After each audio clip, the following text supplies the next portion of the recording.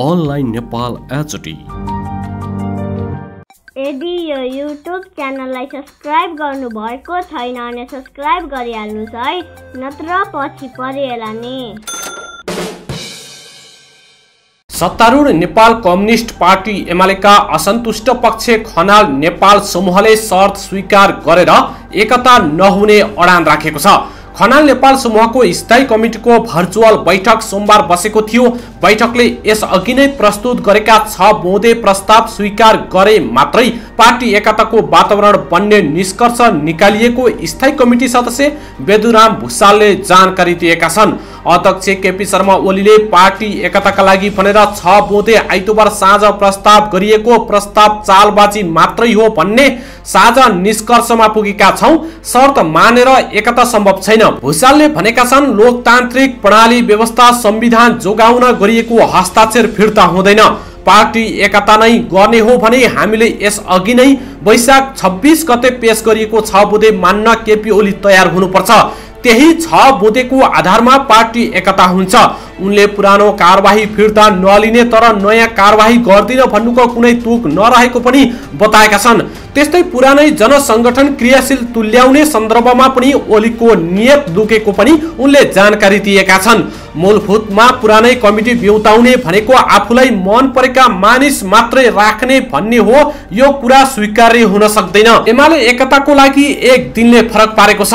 एक दिनको कारण प्रधानमन्त्री केपी शर्मा ओलीको प्रस्तावले परिणाम नदिने स्थायी कमिटी सदस्य युवराज ग्याउली बताउने गरेका छन्। प्रधानमन्त्री ओलीले नेकपा एमालेलाई 2075 साल जेठ 3 गते पूर्वको अवस्थाबाट अगाडि बढाइने बताउनु भएको छ।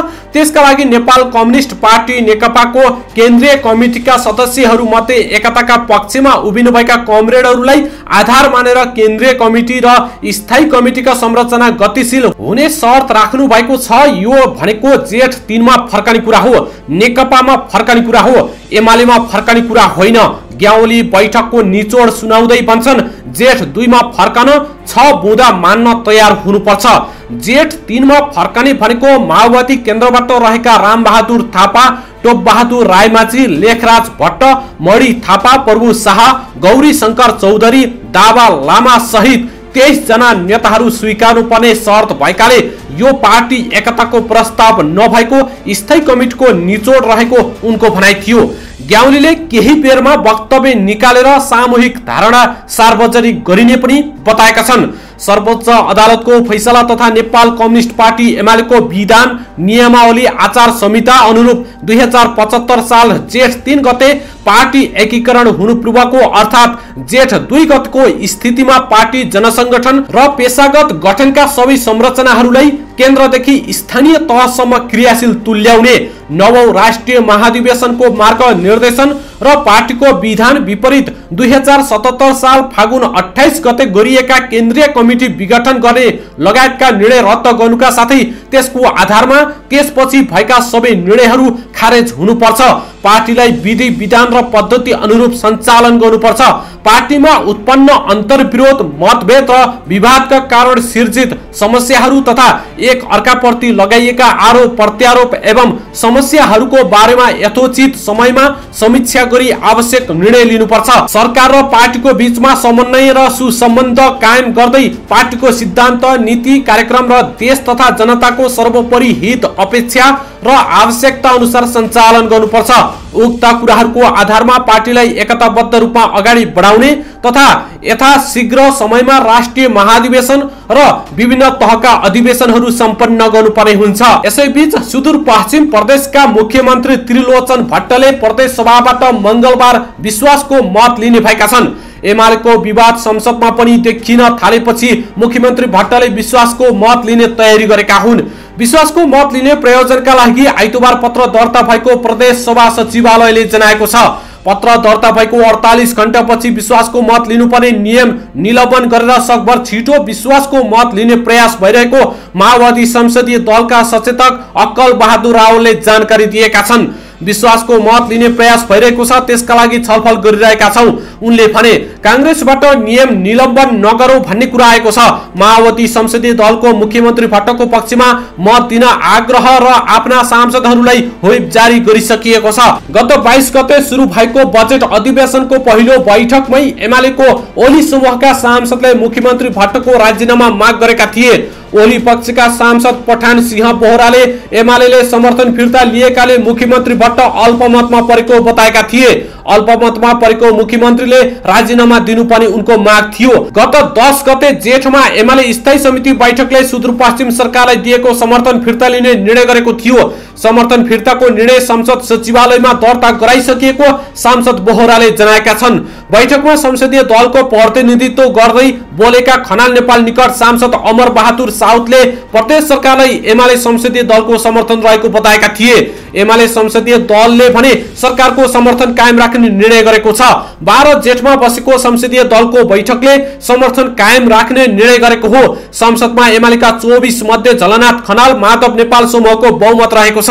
आफ्नो समूहमा 15 जना रहेको उक्त समूहका एक सांसदले बताएका छन्। संसदीय दलको निर्णयपछि सरकारमा एमालेबाट 3 मन्त्री र 3 राज्य मन्त्री थपिएका छन्। प्रदेश सरकारमा खनाल नेपाल समूहका 7 जना मन्त्री रहेका छन्। उक्त समूहका 15 जनाको समर्थनमा विश्वासको मत लिनेमा मुख्यमन्त्री ढुक्क देखिएका छन्। हाल कायम रहेको 52 सदस्यीय प्रदेश सभामा सरकार गठनका लागि 27 सांसदको मत आवश्यक पर्छ। माओवादीका 13, कांग्रेसका 12 र जसपाका 2 सांसद रहेका छन्। यसैबीच प्रधानमन्त्री केपी शर्मा ओलीले गरेको मन्त्री परिषद पुनर्गठन विरुद्ध सर्वोच्च अदालतमा रिट दर्ता भएको छ। वरिष्ठ अधिवक्ता दिनेश त्रिपाठी र अधिवक्ता कञ्चन कृष्ण नेउपानेले केपी शर्मा ओलीले जेठ 21 मा गरेको मन्त्री परिषद विस्तार असंवैधानिक भएको दावी गरेर रिट हालेका हुन्। सोमबार अदालत प्रशासनले रिट दर्ता गरेको छ। विश्वासको मत लिन नसकेका प्रधानमन्त्री संविधानको धारा 77 930 अनुसार काम चलाउ भएको हुनाले मन्त्री परिषद विस्तार गर्न नमिल्ने निवेदकको दावी रहेको छ। संसद विघटन गरेर निर्वाचन घोषणा गरेपछि प्रधानमन्त्री केपी शर्मा ओली संसद सदस्य नरहेको र संविधान अनुसार संसद सदस्य नरहेपछि सोध पद मुक्त हुने भएकाले काम चलाउ सरकारले मन्त्री परिषद विस्तार गर्नु संविधान विपरीत हुने भन्दै मन्त्री परिषद विस्तार बदर गर्न माग गर्दै रिट परेको छ। प्रधानमन्त्री केपी शर्मा ओलीले शुक्रबार जनता समाजवादी पार्टीका 10 जना र नेकपा एमालेका 2 जना नेतालाई समेटेर मन्त्री परिषद विस्तार गरेका थिए। यसैबीच सिन्धुलीमा प्रधानमन्त्री केपी शर्मा ओली र उप प्रधान तथा शहरी विकास मन्त्री राजेन्द्र महतोको पुतला दहन गरिएको छ।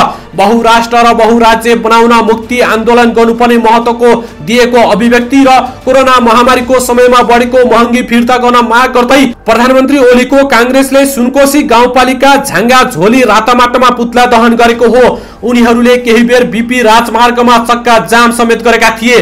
कोरोना संकटका बेला महँगी बढेको चुरे उत्खनन गरी ढुङ्गा गिटी र बालुवा निकासी गर्न दिने सरकारी निर्णयको विरोध तथा महतोले मन्त्री भए लगत्तै बहुराष्ट्र र बहुराज्य बनाउने पनि दिएको अभिव्यक्ति प्रति कांग्रेसले आपत्ति जनाएको छ।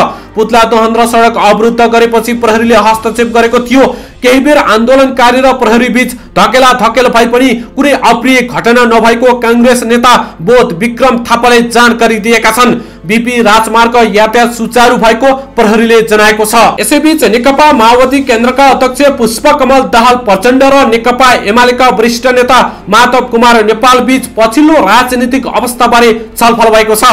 अध्यक्ष केपी शर्मा ओलीले एमालेलाई 2075 जेठ 3 अघिकै संरचना फर्काउने घोषणा गरे लगत्तै नेता नेपालले माओवादी केन्द्रका अध्यक्ष प्रचण्डसँग छलफल गरेका हुन्।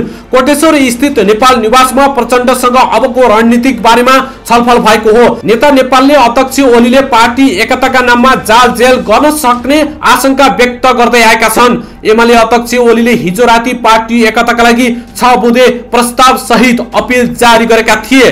ओलीले नेपाल पक्षको माग सम्बोधन गर्नको लागि पार्टीलाई जेठ 2 मा फर्काउने र नेपाल पक्षले शेरबहादुर देउवालाई प्रधानमन्त्री बनाउन गरेको हस्ताक्षर र रिट निवेदन फिर्ता लिनुपर्ने शर्त राखेका थिए। यसैबीच प्रधान सेनापति पूर्णचन्द्र थापाले कार्यकालको उत्तरार्धमा आइतबार विशेष सम्बोधन गरेका छन्। जंगी अड्डाका वरिष्ठ सैनिक अधिकारी र सकल दर्जालाई गरेको लामो सम्बोधनपछि थापाले पत्रकारहरूसँग पनि अन्तर्क्रिया गरेका छन्। दुवै कार्यक्रममा थापाले मुख्यतः 3 विषयमा जोड दिएका थिए।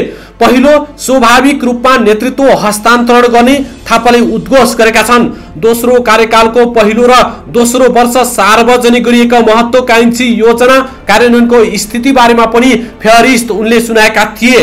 तेस्रो चाहिँ थापाले आफैलाई मूल्याङ्कनको कसीमा राख्न चाहेका छन्। उनले पारदर्शी रूपमा पूर्व घोषित प्राथमिकता पूरा गर्ने प्रयास गरेको बताउँदै 3 वर्षको कार्यकालभरि खरो उत्रिएको नउत्रिएको आफै मूल्याङ्कन गर्न पत्रकार सामु भनेका थिए। अन्तर्क्रियामा उठेका प्रश्नको जवाफ दिने क्रममा चाहिँ उनले आफूले गरेका कामबाट सन्तुष्ट रहेको पनि सुनाएका थिए। विगतमा आफ्नो सम्पत्ति विवरण सार्वजनिक गरेर होस् या सिपाहीसँग प्रधान सेनापति जस्ता आन्तरिक कार्यक्रममा पत्रकारलाई उपस्थित गराएर होस्, उनले सेना पारदर्शी बन्दै गएको छनक दिने कोसिस पनि गरेका थिए र कार्यकालको अन्त्यतिर आइपुग्दा पनि उनले पारदर्शी सेनाको प्रमुखको परीक्षण पनि नागरिक स्तरबाट आफै हुन सन्देश पनि दिएका छन्। त्यसो त आफूले अघि सारेका दूरगामी महत्त्वका योजनाहरूको अवकाशपछि पनि कार्यान्वयनको विषयमा पनि थापा सचेत रहेको देखिएका छन्। नेतृत्व परिवर्तनले संगठन वा कुनै फर्मेसन वा युनिटको जिम्मेवारी वा दायित्व परिवर्तन हुँदैन।